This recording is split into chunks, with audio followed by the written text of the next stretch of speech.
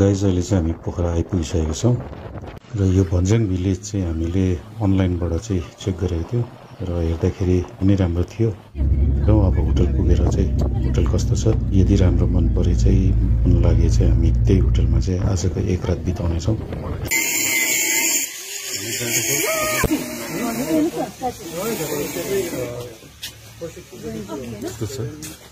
भन्ज्याङ village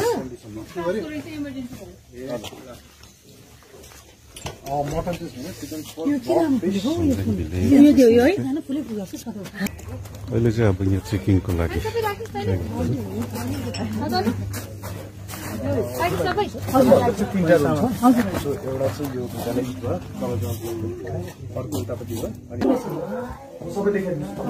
हामी रुमतिर जाँदैछौँ र गाइज अहिले चाहिँ हामीले रुमहरू चेक गर्दैछौँ।